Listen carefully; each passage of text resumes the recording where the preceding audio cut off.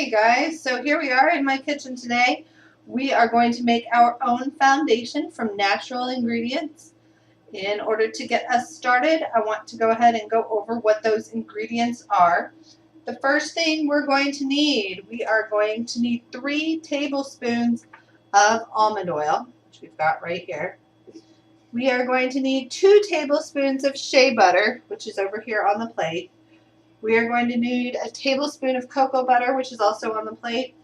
And we are going to need a tablespoon of beeswax. We will need 1/8 of a tablespoon of vitamin E oil. When we go to add our coloring, what we are going to use, we're going to start with zinc oxide, a tablespoon of zinc oxide, 1/8 of a tablespoon of cinnamon powder, and 1/2 a tablespoon of cocoa powder. We will continue to add cocoa powder in the amounts of 1/2 a tablespoon as we go along to get the proper color. So let's go ahead and get started. The first thing we are going to do is we are going to add the first 5 ingredients: the almond oil, the shea butter, the cocoa butter, the beeswax, and the vitamin E, and we are going to melt those all together. So let's go to the stove.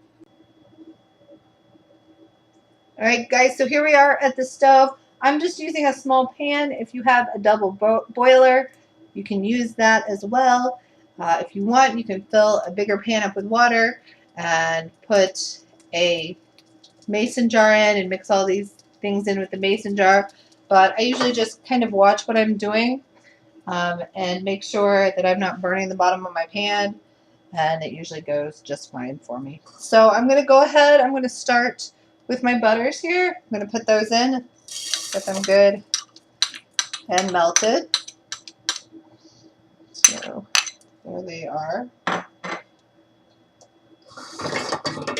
And this is already pretty warm, so they're starting to melt. I'm also going to go ahead and I'm going to put in my 3 tablespoons of almond oil.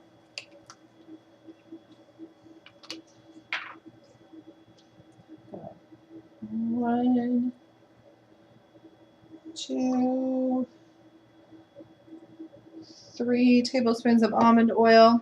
So just to recap, that's 3 tablespoons of almond oil, 2 tablespoons of shea butter, 1 tablespoon of cocoa butter, and 1 tablespoon of beeswax. So far, you can see they're starting to melt. I've turned it down low just to make sure that it's not going to scorch the bottom. So the next thing I'm going to need is 1/8 of a teaspoon of vitamin E oil. So I'm going to go ahead and put that one in now. And then I'm just going to wait for this to gently all melt together and give it a good stir. And once that's done, then I can go ahead and I can take it off the burner. And we're going to start adding in our zinc oxide, our cinnamon, and our cocoa powder. So I think that's pretty good for right now. We're going to go ahead and take it off the burner, and I'm going to show you how to finish it up. All right, so we are now back over here on the counter. Our waxes and our butters are all melted. We're going to start adding in our powder. So the first thing I'm going to add in, I have measured out already 3 tablespoons of zinc oxide. So that's the first thing I'm going to put in. And if you have a whisk, you can use a whisk to do this. If not, just make sure you get it mixed in really, really well.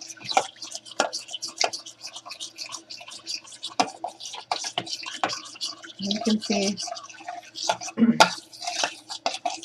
it's blending in pretty well. All right, so the next thing I'm going to add in, I have 1/8 of a teaspoon of cinnamon powder. I'm going to go ahead and add that in. In fact, I'm going to use, I've got a little down there still. So it's starting to take on a tiny bit of color. It's not really, really colorful yet, but we'll get there. All right. So the next thing I'm going to start adding in my cocoa powder. All right. I'm going to add in 1/2 a tablespoon at a time.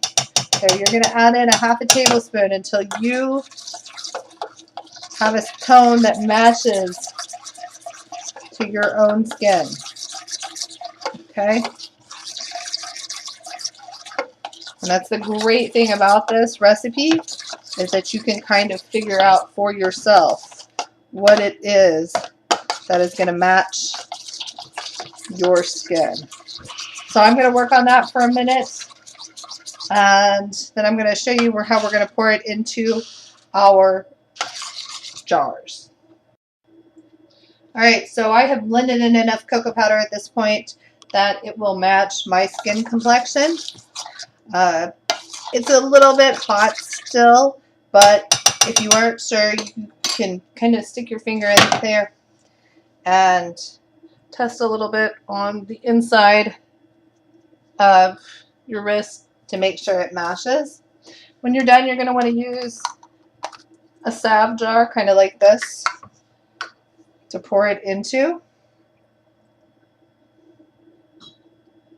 Pour that into my salve jar there. And pour the other one in there. There we go. And you're just going to wait for these to cool before you use them. And then you will be ready to use your homemade foundation, and that's all there is to it. So I hope that you use this and it works for you. And if you like it, leave us a comment, follow, share, and we will see you next time. Thanks. Bye-bye.